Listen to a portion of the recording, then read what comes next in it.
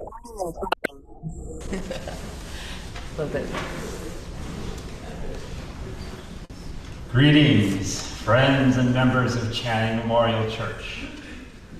My name is David Fu, my pronouns are he, him, and I stand before you this morning in the capacity of a member of the Channing Memorial Church Auction Planning Committee. This announcement is a quick reminder or nudge that the auction donations are due today.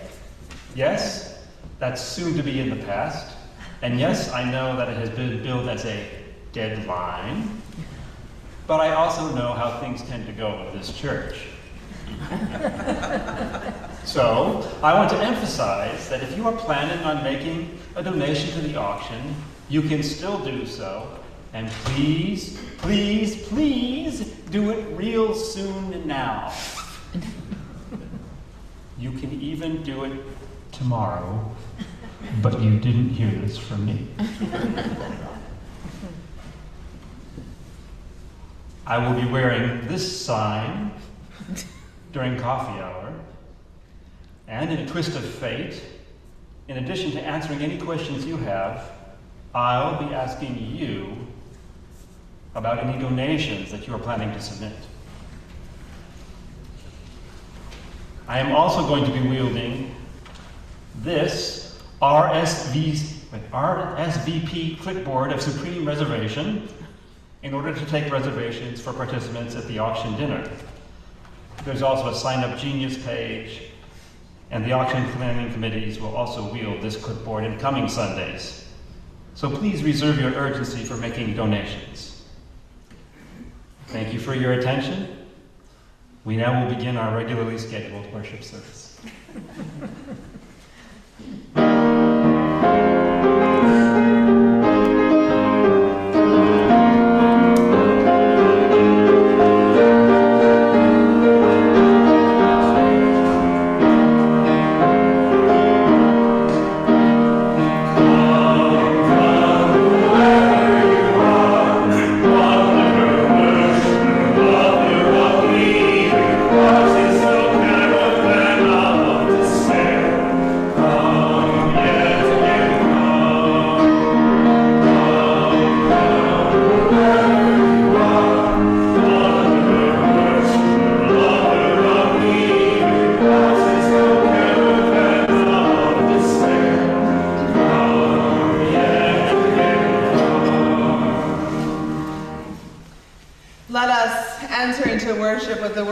Patricia Sheldon. In this hour of holy stillness, we gather to honor the life and the person we love.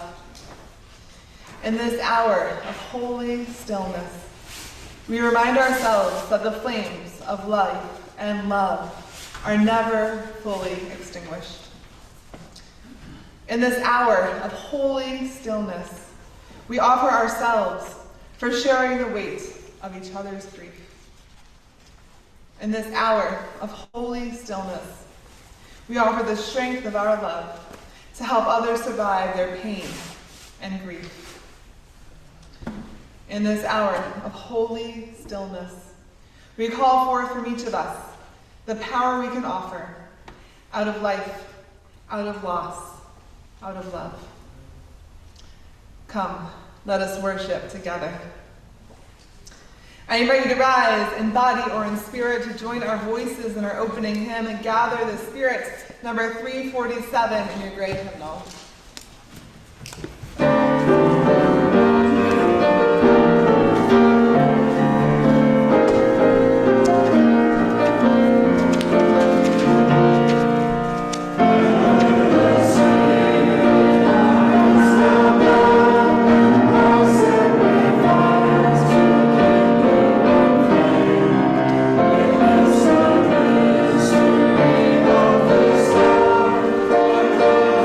This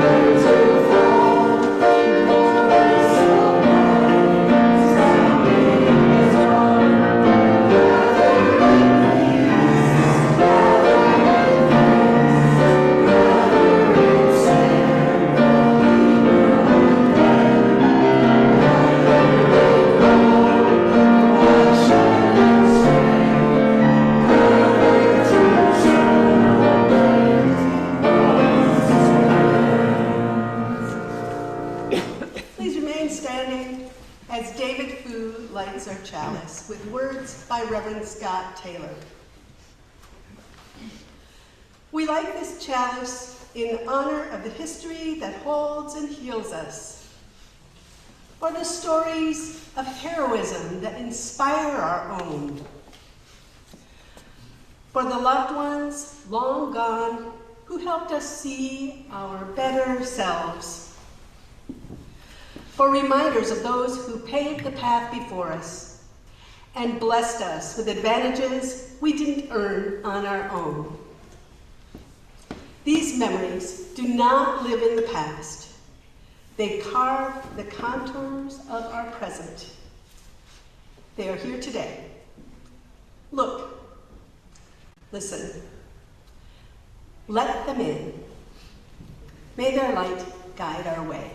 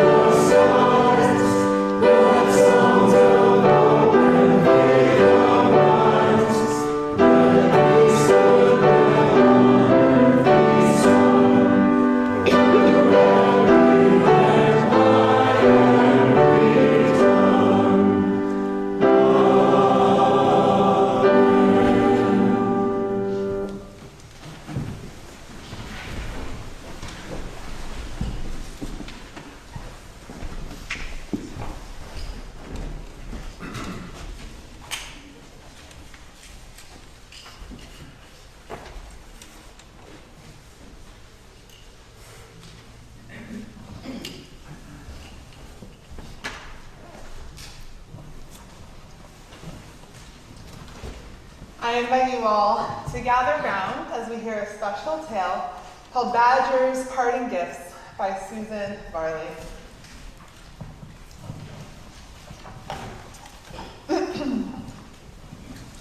Badger was dependable, reliable, and always ready to help when help was needed.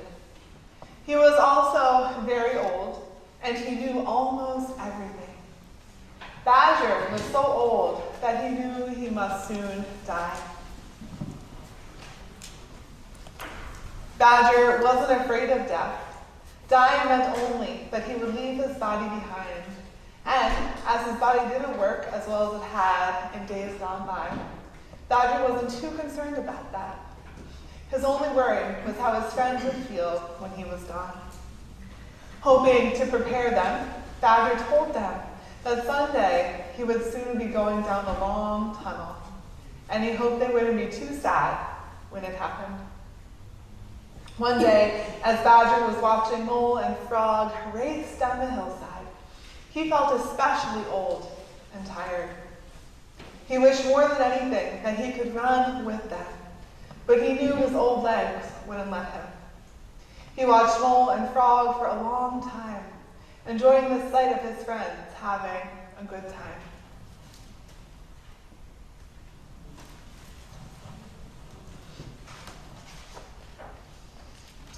It was late when he arrived home. He wished the moon good night and closed the curtains on the cold world outside.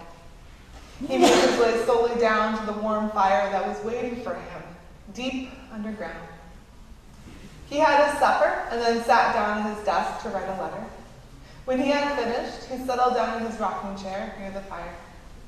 He gently rocked himself to and fro, and soon was fast asleep after having a strange yet wonderful dream, like none he'd ever had before.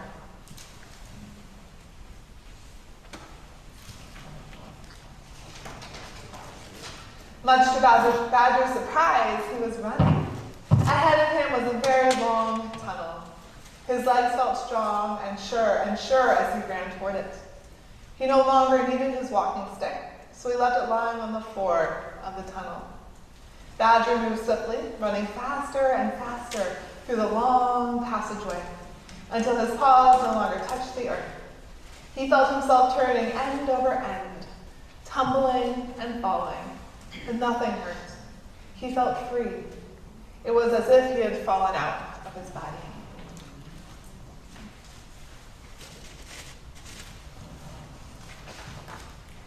The following day, Badger's friends gathered anxiously outside Badger's door. They were worried because he hadn't come out to say good morning, as he always did. Fox broke the sad news that Badger was dead and read Badger's note to them. It said simply, "Gone down the long tunnel. Bye-bye, Badger."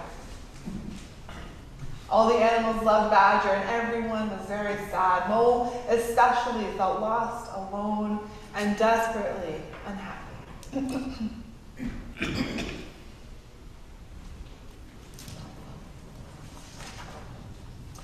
In bed that night, Mole could think only of Badger. Tears rolled down his velvety nose, soaking the blankets he clung to for comfort. Outside, it began to snow. Winter had begun, and soon a thick layer of snow hid the animals' homes, where they would stay snug and warm during the cold months.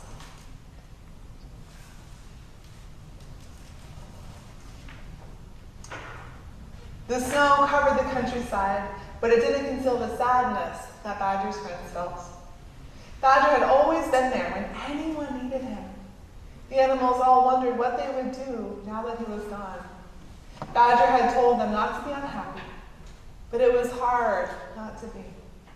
As spring drew near, the animals often visited each other and talked about the days when Badger was alive.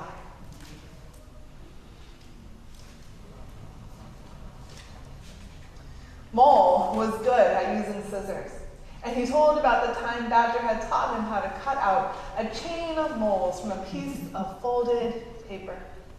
Paper moles had littered the ground that day.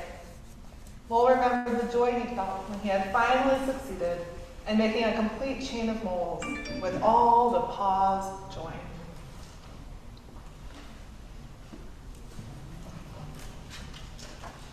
Frog was an excellent skater. He recalled how Badger had helped him take his first slippery steps on the ice. Badger had gently guided him across the ice until he had gained enough confidence to glide out on his own.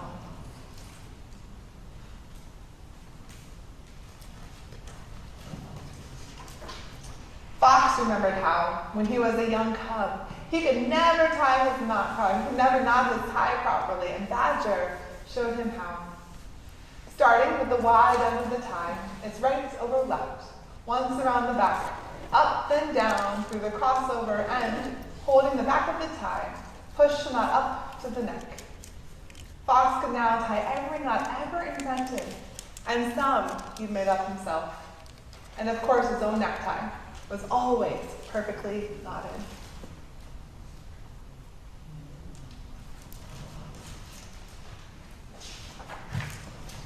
Badger had given Mrs. Rabbit his special recipe for gingerbread and had shown her how to bake gingerbread rabbits. Mrs. Rabbit was well known throughout the countryside for her excellent cooking. As she talked about her first cooking lesson with Badger so long ago, she could almost smell the wonderful fragrance of gingerbread fresh from the oven.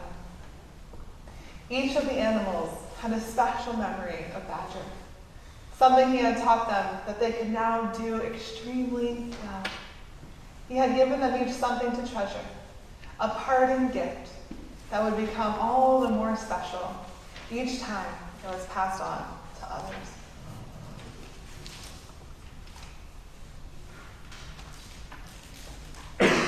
At last, the snow melted. So did the animals' sadness. Whenever Badger's name was mentioned, someone remembered another story that made them all smile. One warm spring day, as Mole was walking on the hillside where he'd last seen Badger, he wanted to thank his friend for his parting gift. "Thank you, Badger," he said softly, believing that Badger would hear him. And somehow, Badger did.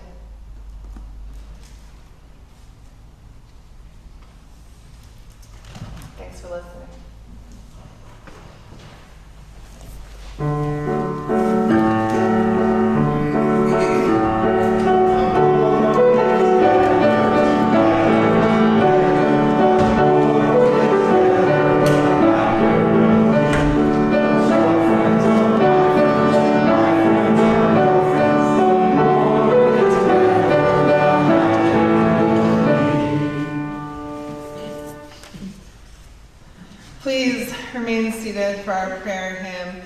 Number 336 in the gray hymnal, All My Memories of Love.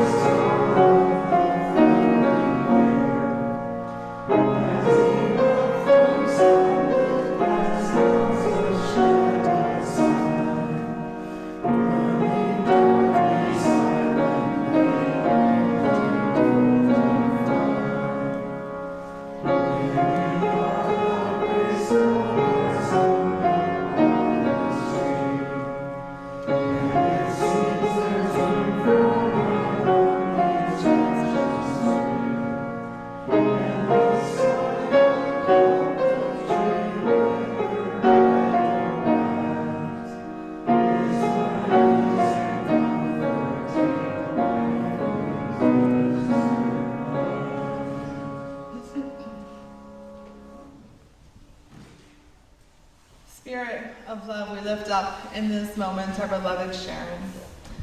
As she enters surgery next Tuesday, may we hold her in sacred embrace as we offer prayers of a successful surgery, solace, and healing. In this tender time, may we hold her in love and in the meditations of our hearts. May she find a peaceful resolution to her ills. In the silence that follows the spoken prayer, you are invited to come forward and light a candle for any joys or concerns you hold in your heart this morning. Spirit of love and life, source of all that is. In this moment, we call upon all of those who came before, all of the dead who have graced our lives. May they be with us and us with them. May we hold and embrace the memories that live within us, the tender, the sacred, memories offering joy, solace, and comfort. For it is this, their lives and their imprints, that shape us, that mold us.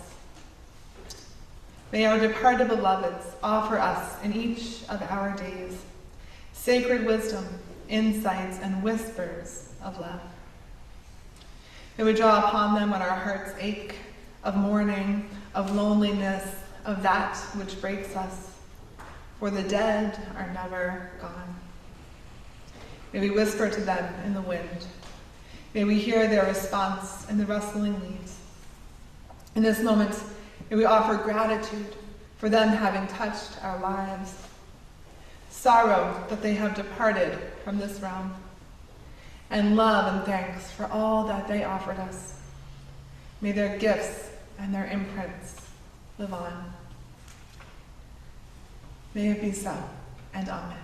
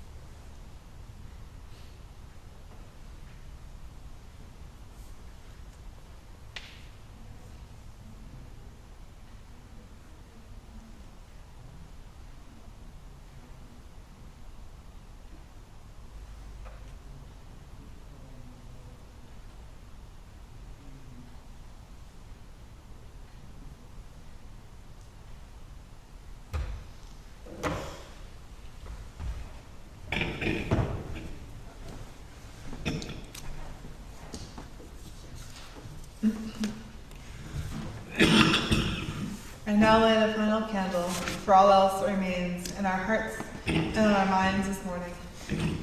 If your heart is hurting, know that your community is here to help, as am I. Please reach out with any needs.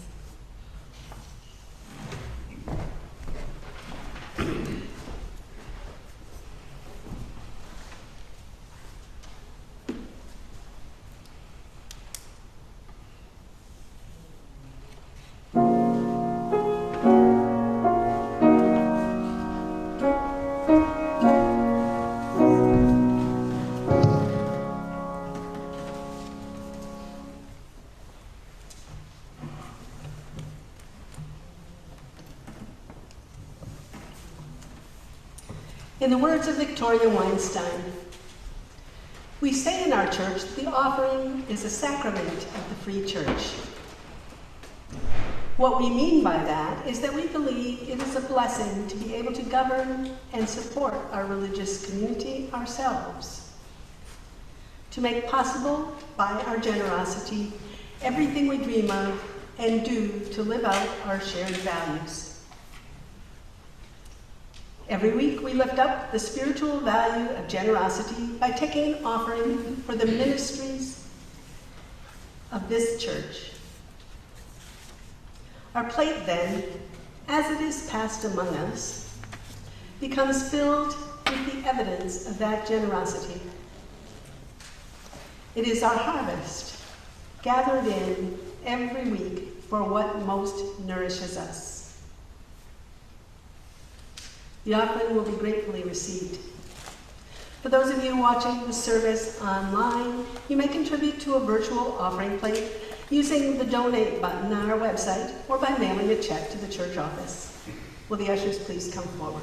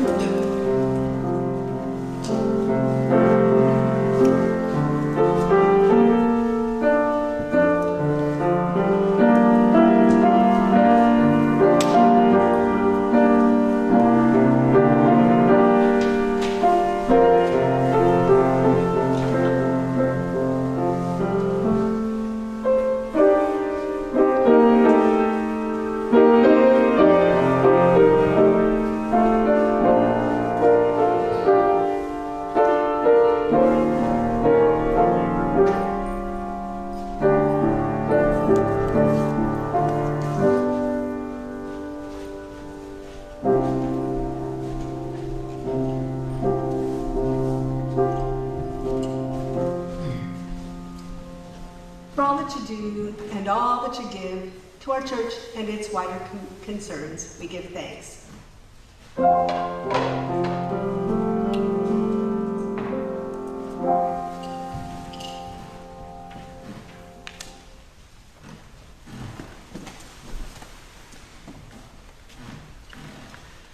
Those who are gone, those who are dead are never gone, by Virago Diop. Those who are dead are never gone. They are there in the thickening shadow. The dead are not under the earth. They are there in the tree that rustles. They are in the wood that groans. They're in the water that runs. They're in the water that sleeps. They are in the hut. They are in the crowd. The dead are not dead. Those who are dead are never gone. They are in the breast of the woman. They are in the child who is wailing, and in the firebrand that flames. The dead are not under the earth. They are in the fire that is dying. They are in the grasses that weep. They are in the whimpering rocks. They are in the forest. They are in the house. The dead are not dead.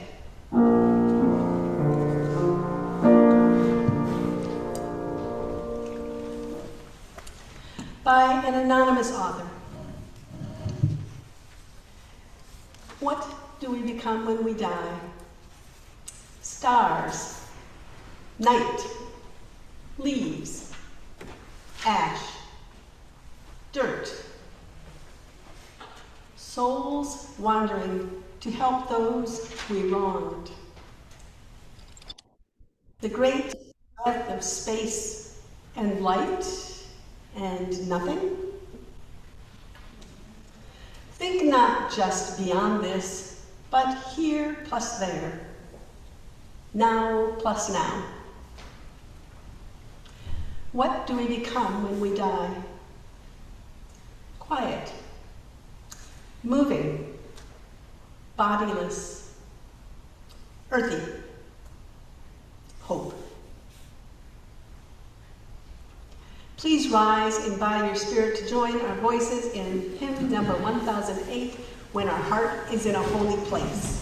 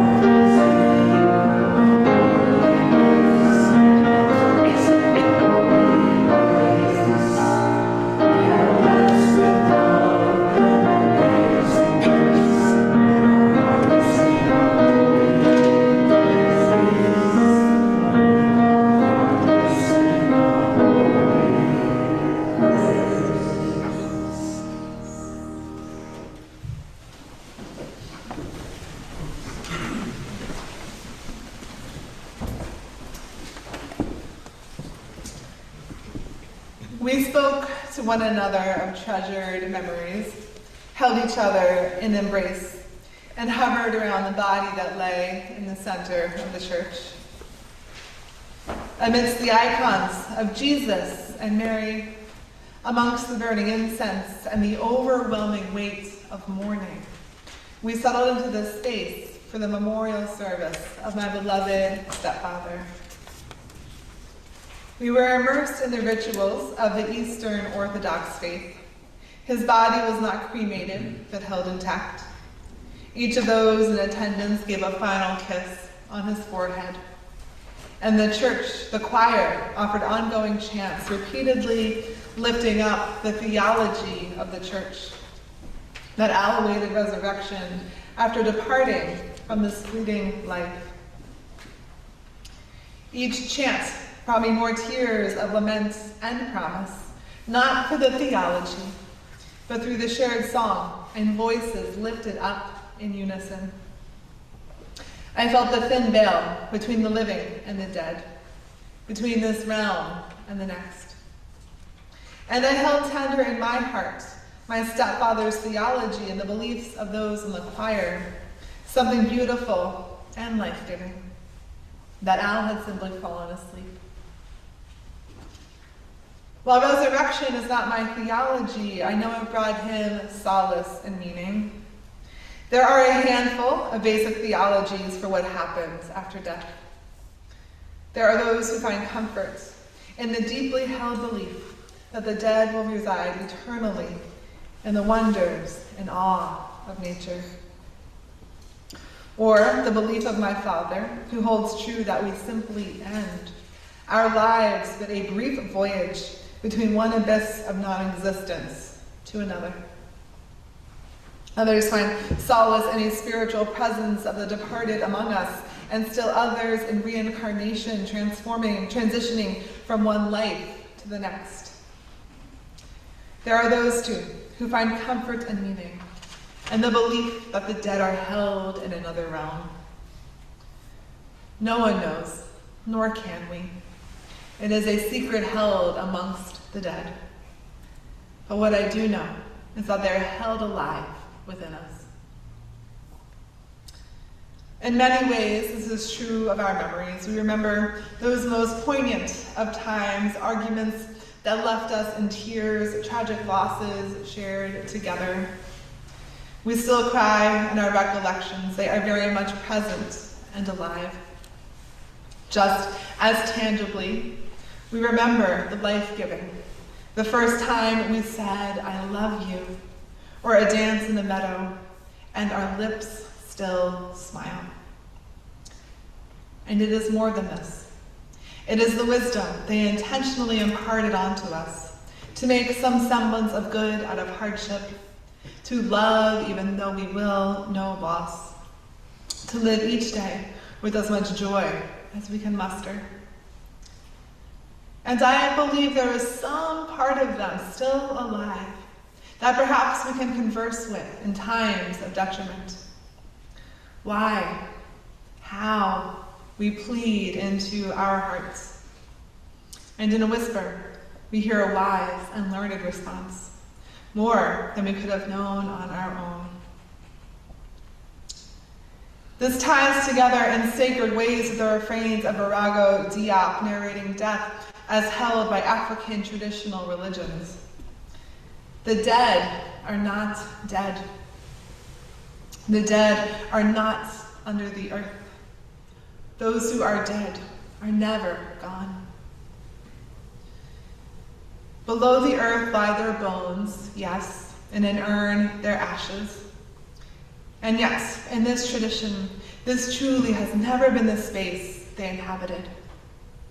Instead, they are in the rustling leaves, the grasses that weep, the child who is wailing, and all of the mundane and all of the seemingly inconsequential, and all the small wonders of nature.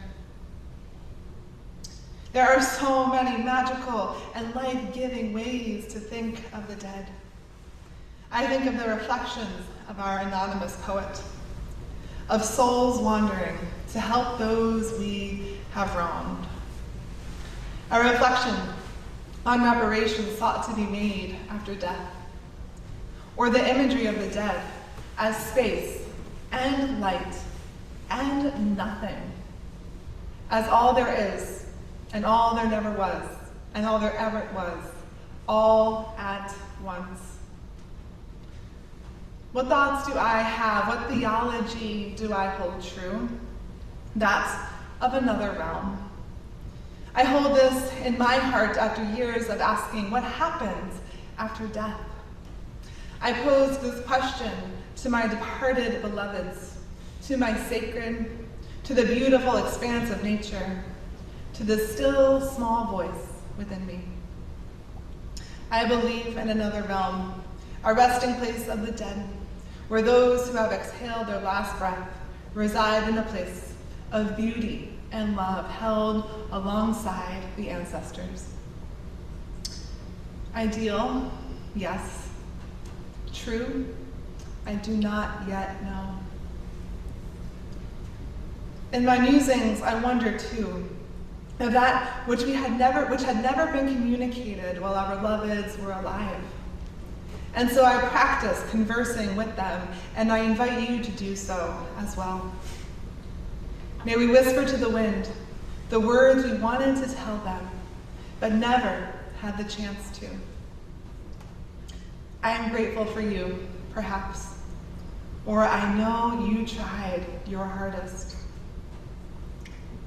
May we listen in the breeze for that which we wanted to hear, but never heard. I forgive you, perhaps, or I am sorry. They are there, beyond us and within us. So may we find them in a prayer. May we light a candle for those whose flame reaches the heavens. May we immerse ourselves in those memories held sacred and eternal. My relationship with a departed aunt changed after she died, and I offer my reflections of hope, of helping you craft meaning or theology or comfort within. Through the past 20 years, as I've grown from teenager to adult, I have kept in regular conversation with her. She has become a confidant, in essence of which I can share my deepest secrets. She slowly became a guardian angel, a spirit of sorts who watches over me in each of my days. Every day, even though I know pain and tragedy and hardship, I also know that I will ultimately be okay because of her presence. My mom and I spoke of this beloved sister of hers. I offered her the question, if you had the chance, what would you ask her? There was a pause before her tender response.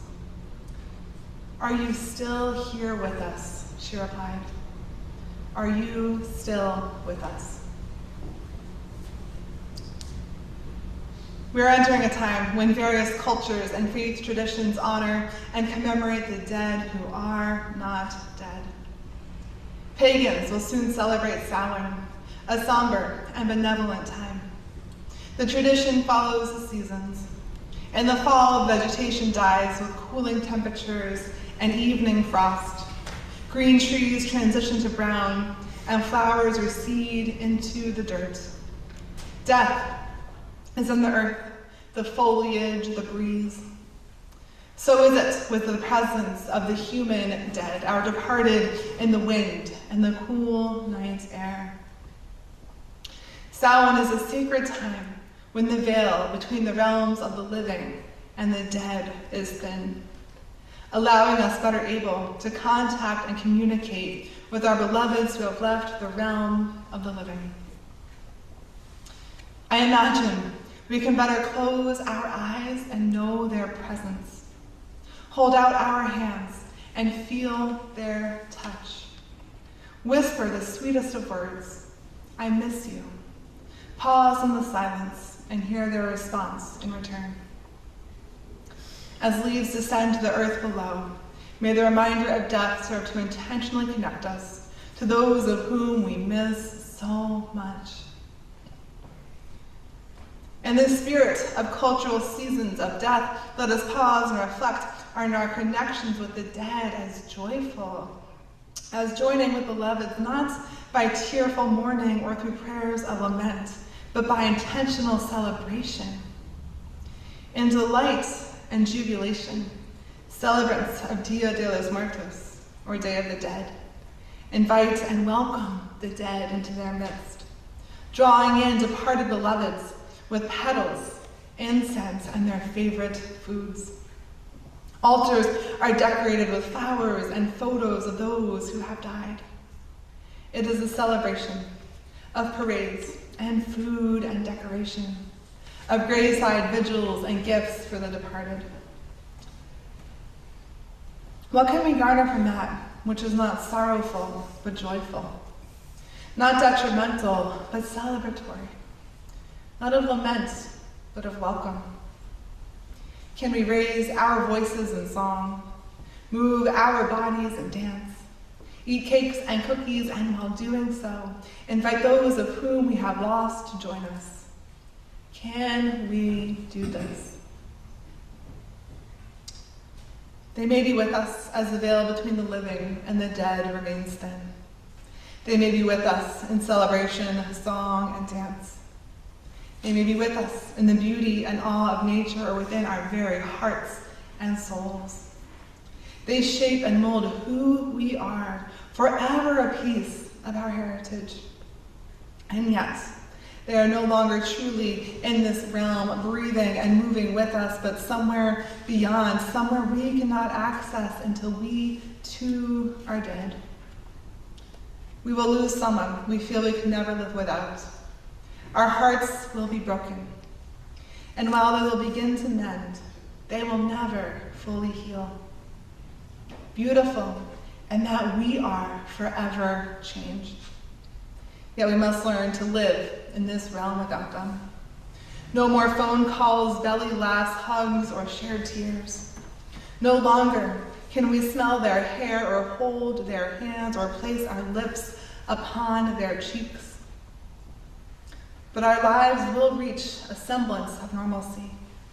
Beauty will return, and they will be a part of it. I see my aunt in the strength of her daughters. The memory of my departed friend makes our favorite music forever sweeter. My stepfather's gold-plated icons connect my husband and me ever closer to the divine, hearing Al's tender words of faith whispered in our ears. Hold on to what is good, writes poet Nancy Wood. Hold on to what you believe, she pens. Hold on to my hand, even if someday I'll be gone away from you. I think of touching the cold, stiff hand of my stepfather, once warm and wrinkled. What was living is now dead. Love is vulnerability, trust, and hope. Love ends, whether with intentional separation or death. How can we enter that vulnerability of loving someone knowing that they will die? We can cherish each touch, each kiss, each laugh, each word of solace. We can immerse ourselves in the joyful moments, for we do not know when the last joyful moment will be. And we can know, even when they leave this realm, they are never truly gone. There are unexpected ways the dead visit us. I felt a beloved childhood friend suddenly with me on a walk around a lake, her love enveloping me in the wind. I have a cousin who knows her mom is present every time she encounters a deer. My own mother saw the figure of her departed sister slowly walking away from her in the distance. In instances like this, it feels like they're here with us. And sometimes we bring them to us with intention. We pray to the ancestors. We strike a match and illuminate a candle. We close our eyes until we feel them with us. We sit in a sacred, holy space where the veil seems thin. I never truly leave. So may we offer those who have left us a blessing, for to have loved them was a true gift. May we say thank you for having graced my life. May you rest in eternal peace and know you are held forever within. Whether held in nature or an empty abyss, whether a spirit among us or sleeping until resurrection, whether, as in my heart, residing in a different realm, they are a piece of us. Whether we touch their hands through a thinning veil or invite them to join us in dance, they have shaped and molded who we are. So may we notice when they visit, and may we light a candle when we need their presence. We are broken, and yet we are just right. We are never alone. May it be so, and amen. Please rise in body or spirit to join our voices in hymn number 355, We Laugh, We Cry, in the gray hymnal. Correction 354. 354, thank you, Stephen. 354.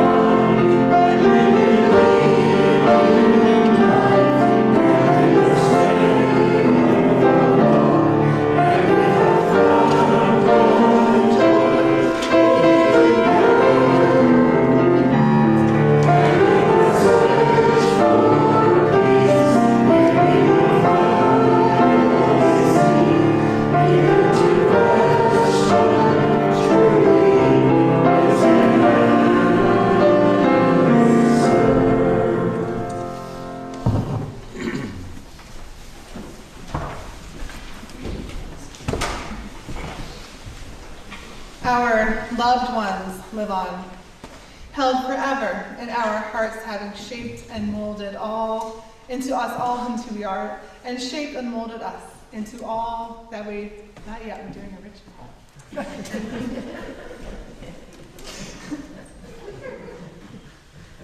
Blessings on David.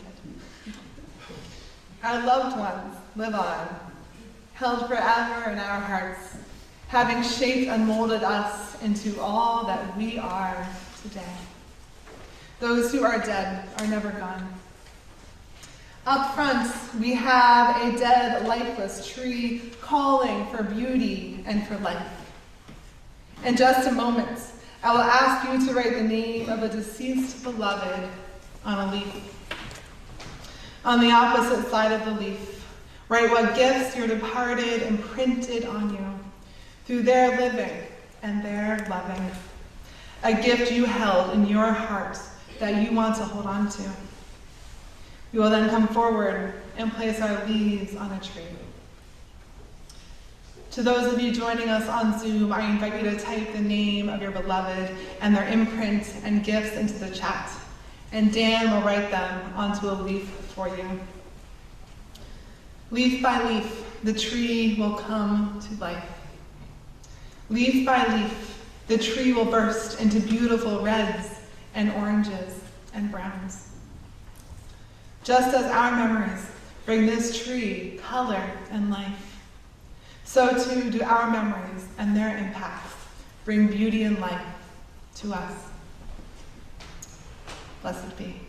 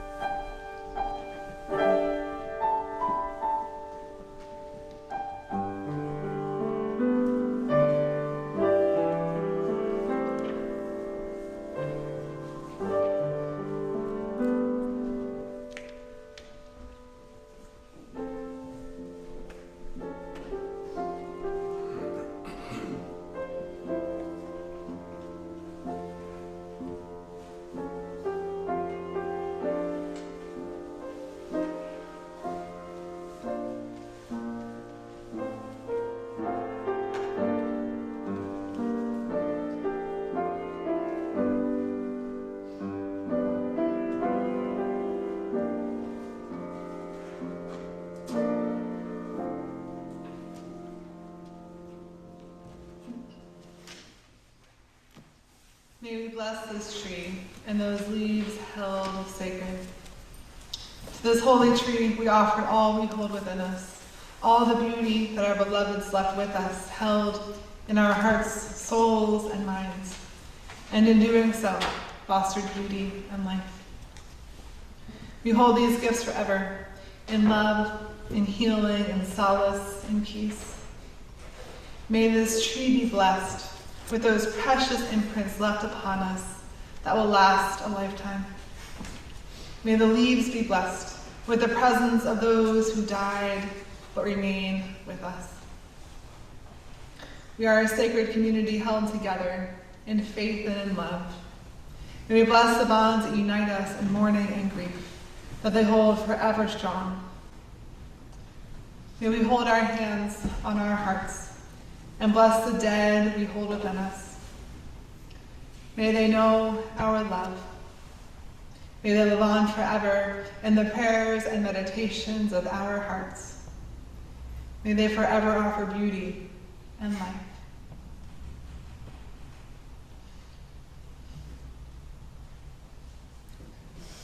Please rise in body or in spirit for hymn number 108, My Life Flows On, in endless song.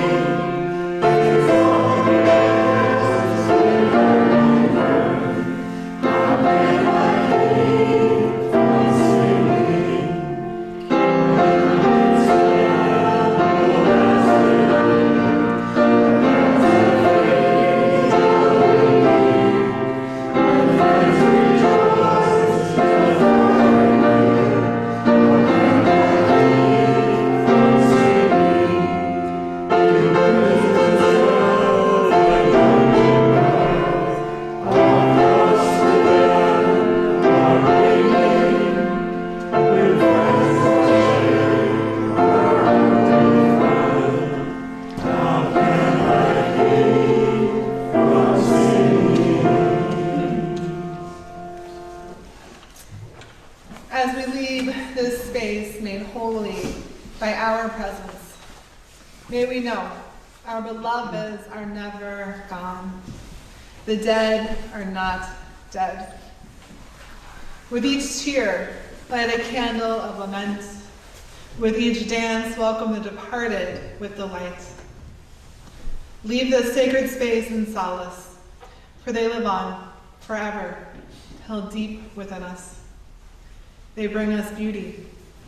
They bring us life. Go in peace and amen.